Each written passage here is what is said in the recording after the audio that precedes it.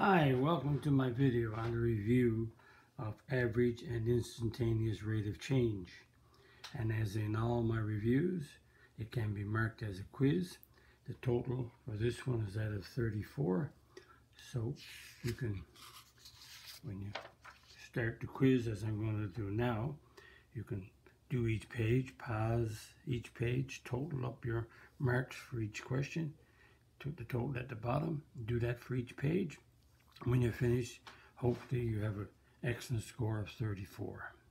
Here we go. Number one, we have a diagram which has the x-axis is in terms of time in seconds, and the y-axis is in terms of d, which is distance, is in feet. And we have a graph drawn, and we want to answer these questions in relation to the graph. Find the average rate of change in the distance from 1 to 8 seconds. Well, 1 second is right here. So 1, we have a 4. So 1 second is 4. And 8 seconds is right here. And we have an 8. 8 seconds, 8 feet. And the average rate of change from 1 to 8, that's the average rate of change is the slope of the secant between these 2 points. So the slope of the secant is y2, which is 8, minus y1, which is 4, and x1 is 8, or sorry, y2 minus y1, x2 minus x1, so that's 4 over 7. So the rate of change is 4 over 7, and it's the feet per second. So give yourself a mark if you have 4 over 7. Which time interval has no rate of change? No rate of change means the distance is not changing, so that's from 3 up to 5. So is 3 less than or equal to t less than or equal to 5. So at 3 there's no change, and up to 5. Give yourself a mark if you have that interval. Find the average rate of change in f of x if x decreases from 2 to 6 and the f of x is equal to 3x. Again, the average rate of change is the slope, and I could say the answer to this one is 3 right away. The answer is 3 because this is a linear. In relation to a linear, the slope of the line, this is like y equals mx plus b, so the slope is 3. So anywhere on this line has a slope of 3. So if you have 3, give yourself 3 marks. But if you want to take the 6 and plug the 6 in here, 3 times 6 is 18. Take the 2, put it in the place of x, 3 times 2 is 6. And we work out the average rate of change is the slope of the secant. So y2 minus y1, x2 minus x1. And so that's negative 12 over negative 4, which is a 3. So 3 marks in total. So if we did all this work and got 3, or we just knew this right away and got 3, perfect. Number 3, y equals x squared plus 5. Find the average rate of change when x changes from 2 to 5. Again, we have a 2, and the average rate of change between these two values is the slope of the secant, and the slope of that secant, we're going to put 2 in here. 2 squared is 4, 4 plus 5 is 9. And we're going to put a 5 in. 5 squared is 25 plus 5 is 30.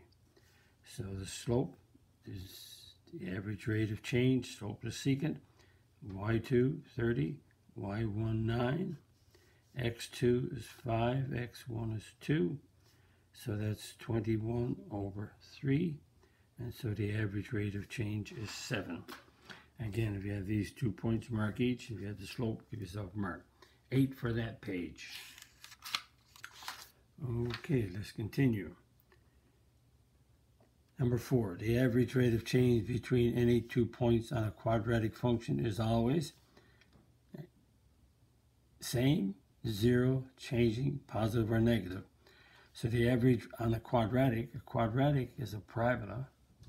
And if you take a parabola, and you take any point on a parabola, so if you take this point and this one, and you draw your secant, if you take this point and this one, and you draw your secant, so the slope between any 2 points is always changing. There's only 0 at the vertex right here. If you draw the average rate of change, but the average rate of change here is not a secant, it's a tangent. And it's never the same, it's always changing. And in relation to this parabola, it's positive on this side, it's negative on this side. So it's never negative or positive at the same time, so it's always changing is the key best fit, number 1 mark. And we have a diagram here, and we have all the segments meet at 90-degree angles. So all these angles are 90 degrees, all 90s. So that means we want to find the average rate of change in the area when x changes from 3 to 4. So in area, so if this is 2x, this side is 2x. And this side here, this segment is, all these segments are equal. So if this is 3x and this is equal here, so that if you put the 3 in together, you get 3x. So that means this must be an x, this must be an x, and this must be an x. X, and that right here, so that means that this is a square because all right angles here. So that means this distance here is x. So, and this is equal x. So what we have a square, and the area of the square is x squared, and this is a rectangle here, and the rectangle is length times width, and the length is 3x, and the width is 2x. 3x, 2x, length, width, and so that area is 6x squared. So the total area of the figure is x squared plus 6x squared. So that's 7x squared is the total area of this figure. So we want to find the average rate of change when x changes from 3. So x is equal to 3. So that means the total area is 7x squared. So 3 squared gives me a 9. 7 9s are 63. And that's in centimeters, so this is square centimeters. So when x is 4, the total area is 7x squared. X is 4, and 4 squared is 16, and 7 times 16 is 112. Again, remind you that these are centimeters squared, and this is centimeters squared. So we want to find the average rate of change. So 3 gives me 63, and 4 gives me 112. So the average rate of change is the slope of the secant. So the slope is y2, which is 112, minus y1. x2 is 4 minus x1. So that's 112 subtract 63 is 49. 4 subtract 3 is 1. So the average rate of change in area is 49. So it's 49 square centimeters in terms of x, which is in centimeters. Oops, that's a square there. And again, this is awkward to write because both of them are in centimeters, but we can't cancel because this is area in terms of the lengths of the sides. And we have 6 marks. So how I give the marks out, if you got that one, you get those areas, you get a mark each. You got the total area, you get a mark. If you figure it out this point, 5 marks, and the average rate of change 49, 6 in total, 7 for the page. And let's continue. Number 6, which best describes the instantaneous rate of change? The slope of the asymptote to the curve, slope of the perpendicular to the curve, slope of the secant to the curve, or the slope of the tangent to the curve. So the instantaneous rate of change is the slope of the tangent to the curve. and the slope of the tangent. And it's not asymptote. Secant, the slope of the secant to the curve is the average rate of change. So 1 mark. Number 7, at which point would the tangent be drawn to best describe a negative instantaneous rate of change? Would you draw at A? So if you draw a tangent at A, that would be positive. If you draw a tangent at B, that would be 0 because it would be horizontal. You draw a tangent at C, and at C, there it is. So C is the correct answer because this is a negative slope. This is a positive slope. And at D, it's a positive slope going up to the right. So C is the answer. Give yourself a mark. Number 8, find the value of x when the instantaneous rate of change of y equals x squared plus 8x plus 19 is 0. So the instantaneous rate of change is 0. So that means the slope of the tangent. Instantaneous rate of change is the slope of the tangent of the curve. So the slope of the tangent is 0. So the slope of the tangent, and this is a parabola, the slope of the tangent, so this parabola is plus, that means the parabola opens up like this. So this is not exact.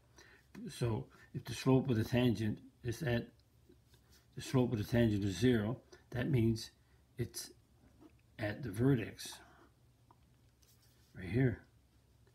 So we got to find the x coordinate of vertex. So the x coordinate of vertex is x equals negative b over 2a. So that's a, that's b, and that's c. So b is 8, so that's negative 8 all over. A is 1, so that's negative 8 over 2, that's negative 4. So the value of x is negative 4. And just to make sure, let's the vertex of this parabola, again, we could look at it from another point of view. We can complete the square and do it this way. Let's separate them. Half of 8 is 4 squared is 16, and we subtract 16. So this is perfect square trinomial, so this is x plus 4 all squared plus 3. So the vertex is negative 4, 3. Vertex is x is negative 4. Again, I did an approximation. Now I drop more. X is negative 4, y is 3. So there's the vertex, and the parabola is moving upward.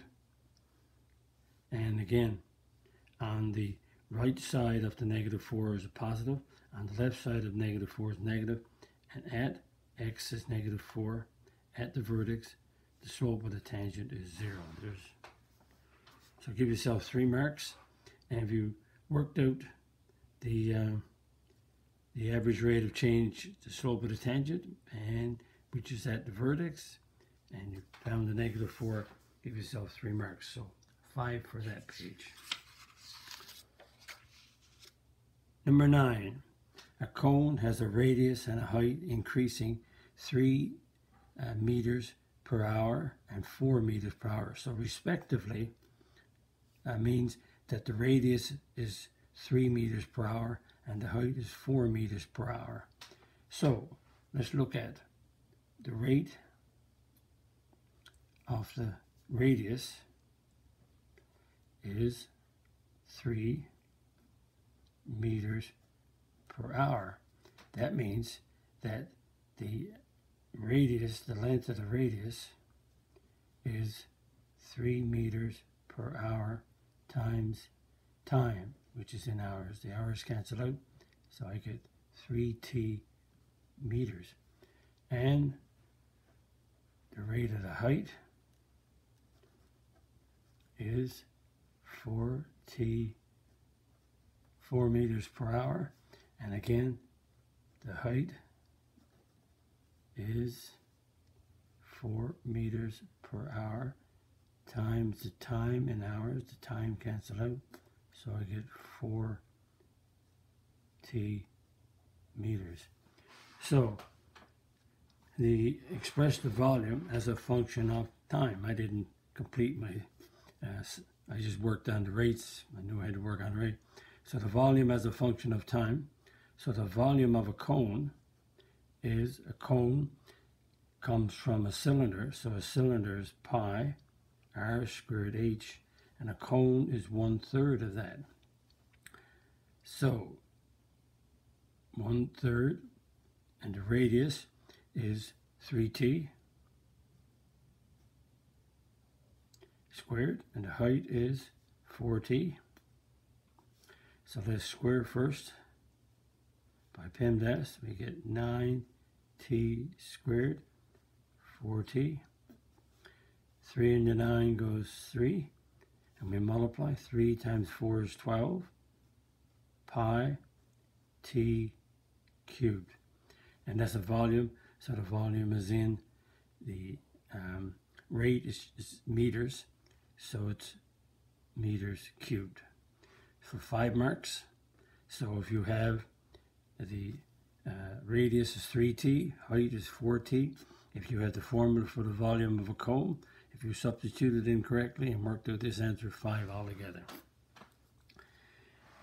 And we have one more to do. I want to make this one up a little bit different.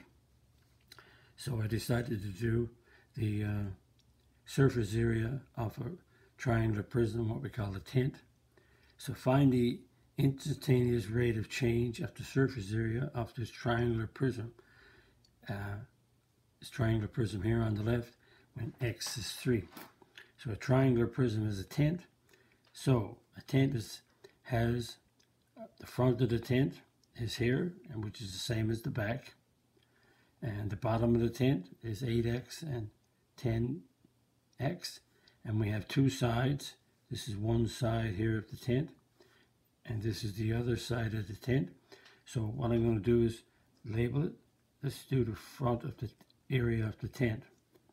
So the front of the tint, so we have a triangle in the front of the tint. So it's, notice this is an isosceles triangle with 8x and 8x, sorry, 5x, 5x, and a base.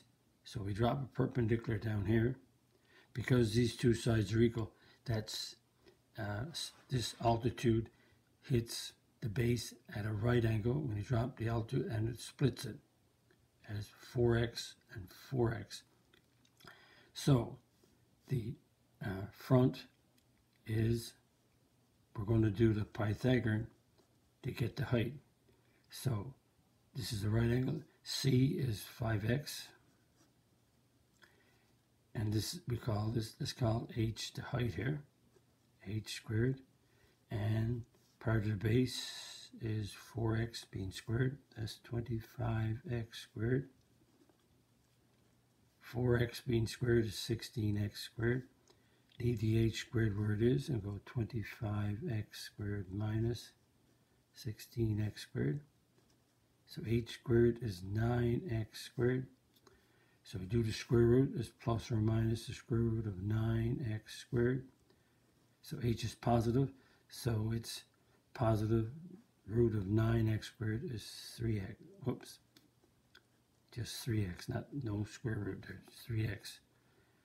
So the height is 3x. So that means the area of the front of the tint is a triangle, so it's a half the base times the height. So it's a half. The base is 8x. The height is 3x. Write that in. So a half of 8 is 4, so that's a 12x squared. So the area of the front is 12x squared. Now let's get the area of the bottom. Let's write the bottom of the tent. The bottom of the tent is a rectangle, so the area of the bottom is length times width, so it's 10x times 8x, which is 80x squared. And we want the area of the side. Let's call it the side of the tent. And the side of the tent is right here, 10 by 10x by 5x. So the area of the side of the tent is a rectangle. So it's 10x times 5x. And that's 50x squared.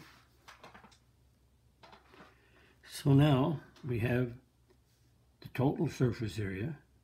I'm going to call it, let's go total area is made up of the front of the tent and the back of the tent. So it's 2 times 12x. And the bottom of the tent is 80x, but there's only one, there's no top. And the side of the tent is 50, but there's 2 of them. There's this side here and this side over here. So that's 2 times 50x squared. So that gives me 24x squared, 80x squared, and 100x squared. And the total comes out to be, if you add that up, that's 204x squared. Now, we found the total area of the tent, and we want to find the instantaneous rate of change. So, the instantaneous rate of change at x is 3. So, when x is 3, then the area is 204x squared. So, it's 204 3 squared. And that's a 9 times 3 squared gives me 1836. So that's 1836. Now the instantaneous rate of change is very close to the 3, so we'll have x is equal to, let's pick a very close, so it's 3.001. So the area is 204x squared, so it's 204, and x is 3.001 being squared. And use your calculator on that number. 204, 3.001 being squared, and the calculator gives you 1837, 224209. So 3.001 gives me 1837,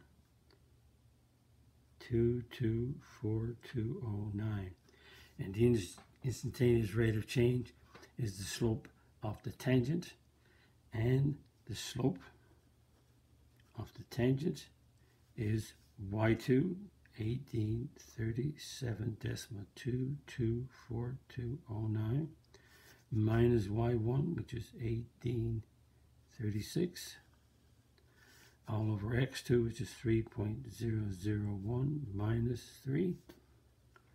And if you work out the calculator, you work out the top first, you get 1.224209. And the bottom is 0.001. And when you divide that in, you get 1224 decimal, like that. And again, I'm checking to see if that's a 4 or a 9. Check your calculator. It could, that 9, I interpreted that 9 was a 4. I thought it was a 9, but my glasses are. So that's, we squared it, you get a 4 at the end here, so that's a 4, and a 4, and a 4, and a 4. So the slope is approximately 1224 as the average rate of change in the area at 3.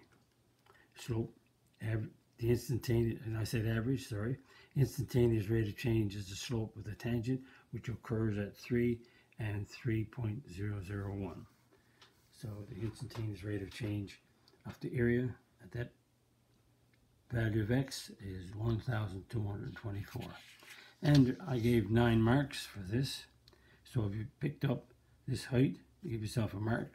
You picked up the area of the triangle, you give yourself a mark. You picked up this area, you give yourself a mark. You got this area, you got the total, and picked up that ordered pair, you picked up that ordered pair, and you picked up 2 for this, 9 altogether, and the total for this page is 14. And hopefully everything went well.